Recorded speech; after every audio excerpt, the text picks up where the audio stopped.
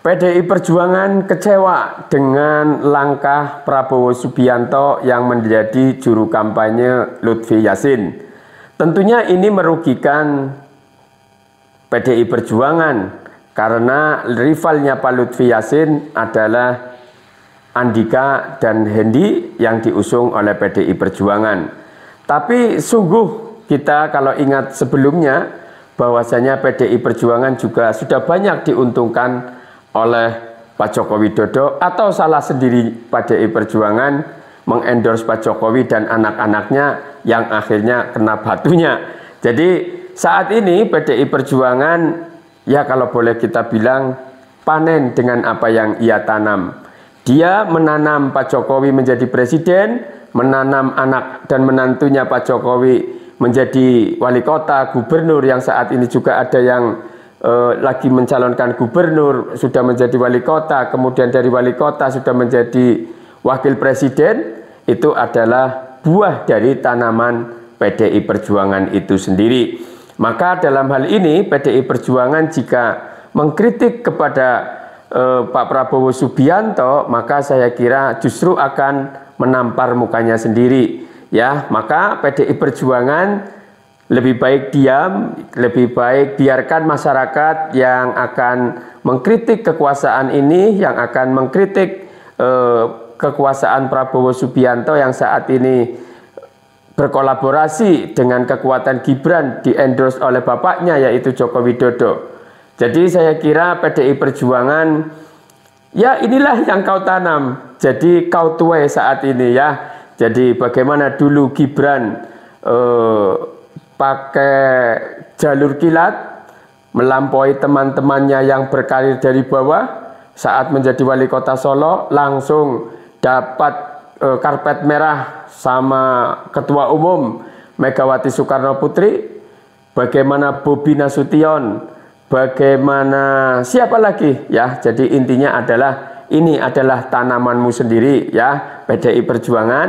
Bagaimana Pak Bambang Pacul, kemudian Pak Deddy Sitorus kemarin mengungkapkan kekecewaannya dengan langkahnya Prabowo menjadi juru kampanye Lutfi Yassin. Tentunya ini jelas merugikan PDI Perjuangan. Saya insya Allah ya walaupun tidak ada di partai manapun, tapi saya berusaha objektif. Saya mendukung langkah-langkah PDI Perjuangan jika menjadi oposisi di parlemen. Tetapi jika memang yang perlu dikritik dari PDI Perjuangan pun kita akan kritik juga. Jadi kita tidak punya beban apa-apa, kita berada di mana-mana. Yang jelas siapapun di negeri ini bisa dikritik, yang di partai politik boleh kita kritik, yang penting kita mengedepankan etik. Sekali lagi ini kita ada itu istilah apa ya, tabur tanam gitu ya. Ada istilah itu tabur tanam, siapa yang menabur maka dia akan yang menuai. Jadi kita harus hati-hati, apa yang kita tanam juga nanti kita akan menuai. Oleh karena itu, yuk PDI Perjuangan fokus menangkan Andika Hendi saja, tidak usah terpengaruh dengan siapa ucapan-ucapan Pak Prabowo Subianto dan lain sebagainya.